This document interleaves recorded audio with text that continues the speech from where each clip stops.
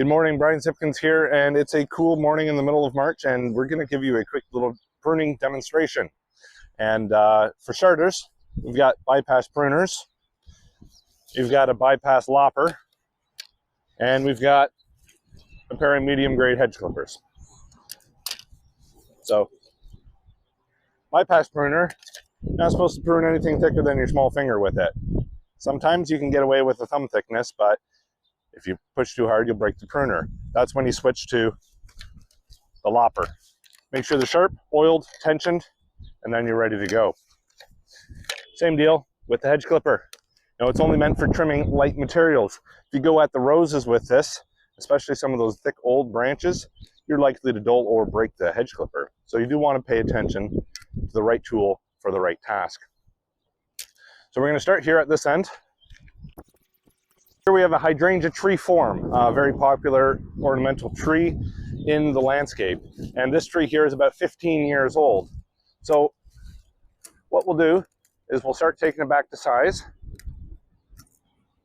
When I'm pruning, I'm paying attention because this is last year's wood. That's where the best growth is going to come off of. Whereas as the branches get thicker and a little bit more gray, some of them are actually dead wood, what you're seeing in the middle here. So when you're pruning through, you can take out the dead wood, take out the weak branches, and we want to take back the overall profile of the plant close to where it was last year. Hence the pruning marks right here. Taking out random branches that are kind of out of shape, opening up the structure a little bit. When I prune, I pay attention to where the leaf nodes were from last year. I try to prune about 1 centimeter away from those leaf nodes. And what that will do is it'll protect those buds. If I cut too close, they'll dry out, or I'll damage them. If I stay a little bit away, then those buds are pretty much guaranteed to sprout.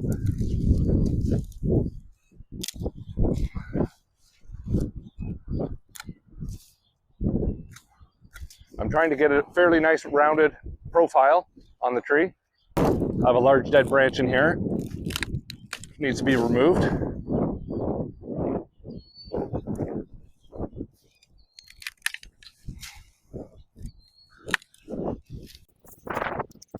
I'm going to take this one out too, reduce the profile of the tree a little bit. When you're pruning, you want to try to avoid damaging what you're not pruning. It's just better for the health of the tree.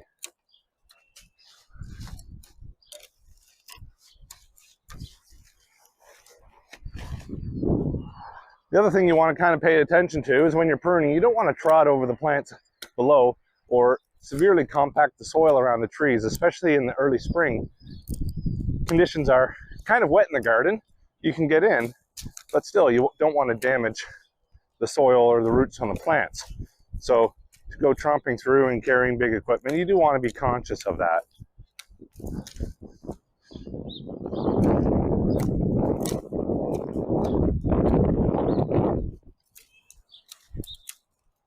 Sorry about the audio. There's a little bit of a breeze blowing through the microphone today.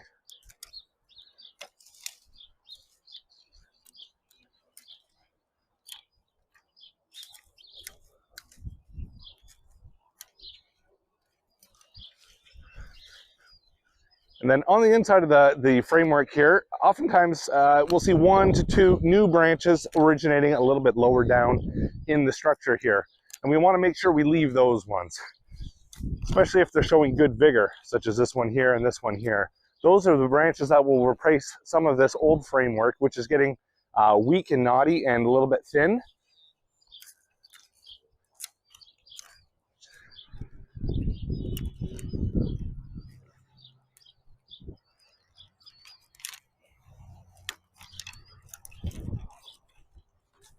Because inside of a plant where there's no light, there's no leaves, and eventually a plant will actually get rid of what branching is growing in there.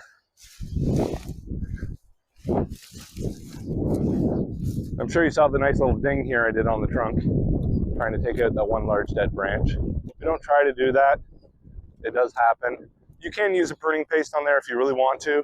Most of the time, what we'll do is just allow the sun exposure, the ultraviolet light, to cause it to callus over, which is why pruning on a sunshine day or a clear air day it dries quickly and calluses over quite quickly.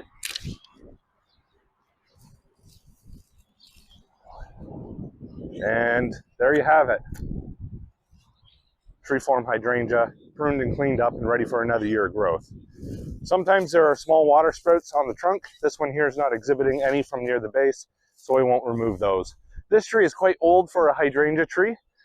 Usually they will live between 10 and 12 years. This tree is going on 15, so pretty good.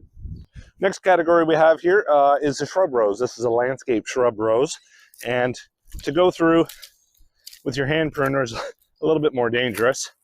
A pair of long-handled loppers. It's quite convenient. On the landscape shrub roses, I'm not nearly as fussy as I would be if I was dealing with a tea rose or a climbing rose. They send vigorous shoots back from old wood and low in the plant each year. So to really be concerned about cleaning out all the little twiggies on these plants, not really as necessary. And of course, it does take more time. So we can do this with a lopper. Or if the wood is not too thick and hard, we can do it with a hedge trimmer. So, roses usually die back each year. Depending on the year, for the amount of snow cover we get, the temperatures exposed to in the winter. With a shrub rose, really we're trying to get it back to a reasonable size and shape. Exactly what is going to sprout, it's middle of March, I can't quite tell yet. Some of the wood is showing green inside, some of it's showing brown, but some of that wood can actually still die between now and sprouting. That usually happens in early April. So early April is a better time of year to do the final cleanup, but at least this gets rid of the majority of the trash and unnecessary branching, so that when you do come back, it's just a quick tidy up. Sometimes at this time of year, you can see the dead branching, but branching that was dead last year already. So we can do a little bit of nipping on it. It's usually gray and or hollow branches. So we can take some of that out as we can. For cleanup, it's got thorns, yes, gloves help, but I usually use a leaf rake and a tool, even the hedge clipper, to kind of bunch it, get it into a compost bucket, and off to the burn pile. Sometimes people will say to you, well, what about all the insect habitat? That insects are overwintering on the old wood, in the canes and in the leaf litter. Yes, that happens. So because most people clean up their gardens anyways, then they try to do it as early as possible because they have spring fever like everybody else. I find that the best way to compromise between insect habitat and cleaning up your gardens is to have a compost pile where you just let all the brush decompose naturally. So eggs and overwintering insects that are inside that wood that you're removing, or the leaves, will actually have an opportunity to redevelop and reestablish in your garden. Here we have a Deutzia. Deutzia is a spring blooming shrub, so we want to be a little conscious of how we trim it in the spring, because those flowers are coming off of some of last year's wood. Now in this case, the plant is too large anyways. We do need to take it back a bit. For most low flowering shrubs, I'm paying attention because this is all last year's wood, and then the darker, thicker stems here, you can see the cut marks are from the previous year. If I leave 4 inches or so of that last year's growth, we'll still get a decent flower show, because the plant grows a little bit and then blooms. A plant like a forsythia, the yellow flowers in spring, those plants, if you prune off all the long stems, you'll reduce the flowering greatly. So to wait till the yellow forsythia is done blooming is a really good idea. In terms of size and shape of the plant, I try to get it back reasonable to the variety in the garden space that it has. And I usually like to go wider than taller.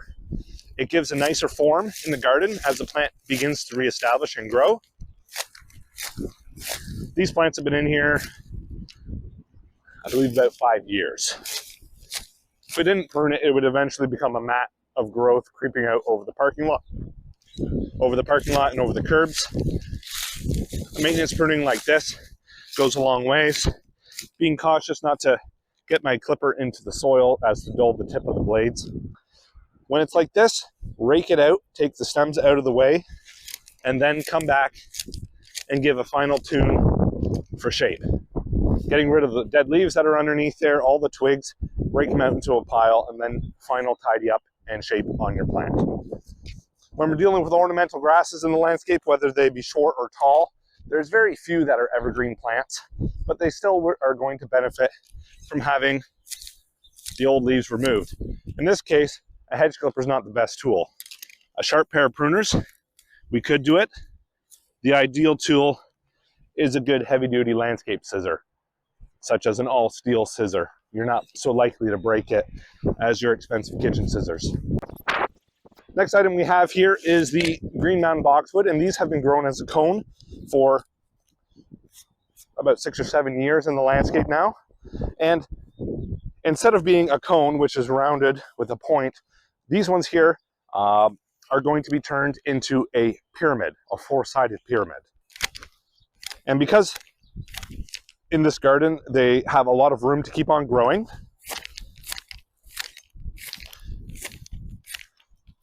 I'm going to let them get tall. Yes, you can maintain it in your garden at 2.5 to 3 foot size, no problem. These ones here, my goal is to get them up to 6 foot. It's going to make it a really nice statement when people are coming down the walkway, down the entryway. So I'm working on my 4-square perimeter, paying attention to where the curb lines are, because that's going to give me my square.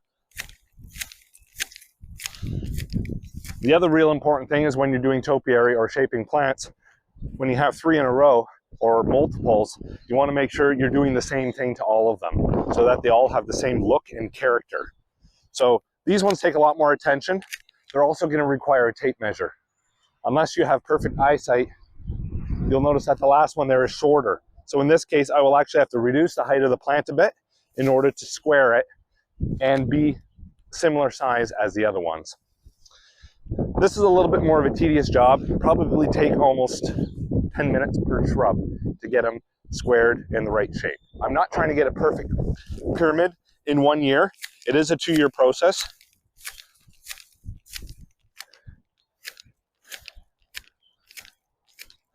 To actually get the plants squared up and nice angles on the shape. As we come a little bit further down here, we have a mughal pine. It's a spreading evergreen. If you come close, you can actually see that where the hydrangea was crowding over top of the edge of the pine, those branches actually died out from lack of light. So the first start is to remove those branches, figuring out where they originate and taking them back well out of line of sight.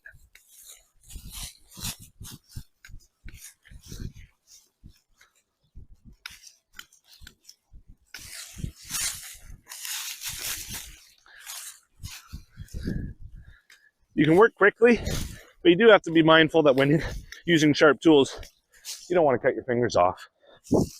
It does hurt. Even a little nick hurts quite a bit. Doesn't hurt as much of having to get stitches, mind you.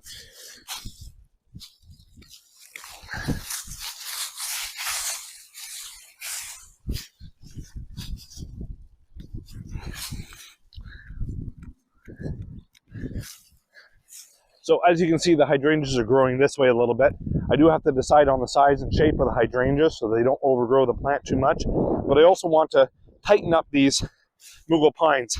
Normally, we would like to prune mughal pines for maintenance shearing in late June when the new growth is just starting to come up. But at this time of year, this is when we're doing the garden cleanup. So we will do some corrective pruning now, and we can come back later in June and do a tightening shearing to get the plants a little bit closer to the space that they have allotted here. But to simply remove branches that are out of form, looking back to cut out individuals, remembering to check what the plant's going to look like when I remove them. But coming back like this, taking out a few of the tall stems, it'll allow the shorter ones to fill in again.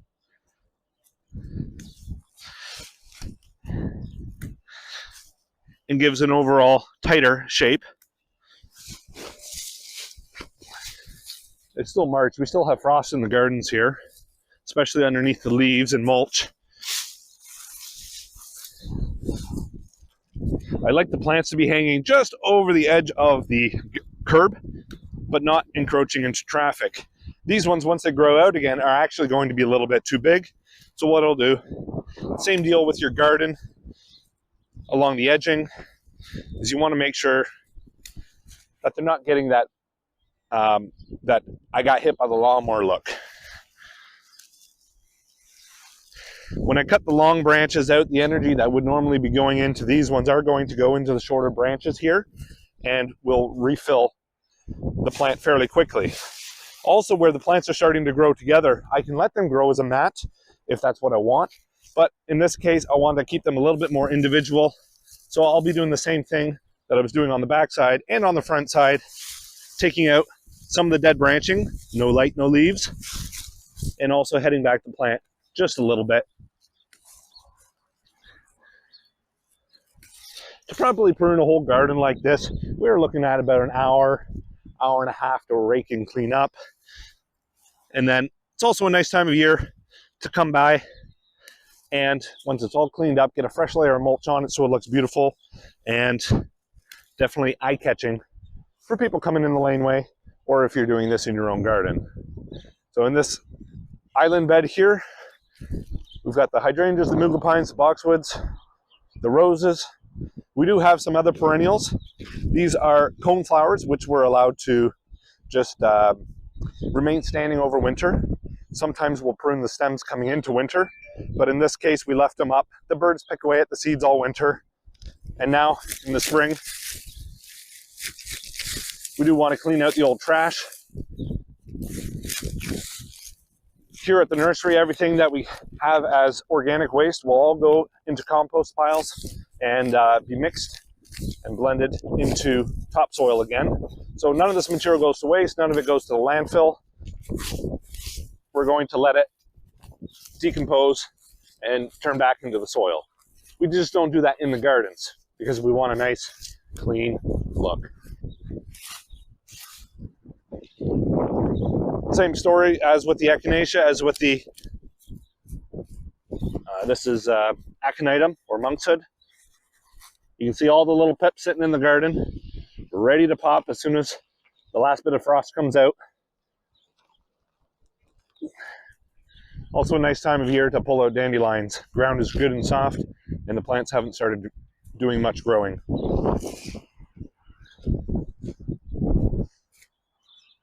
The last plant that we have in the garden is the Weigela. Weigela is very similar bloom period to the Deutzia that we had at the end of the garden here.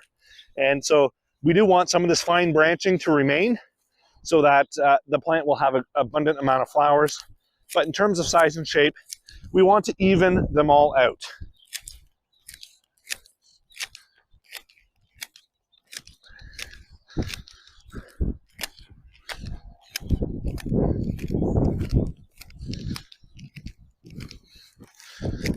Taking off the fine twigging on the top, tightening up the shape a little bit, individualizing the plants, gives a nice, clean, manicured look.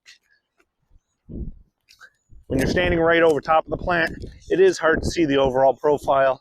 So to step back a little bit and see that what you're doing is giving a nice shape to the garden is really going to make it look well manicured.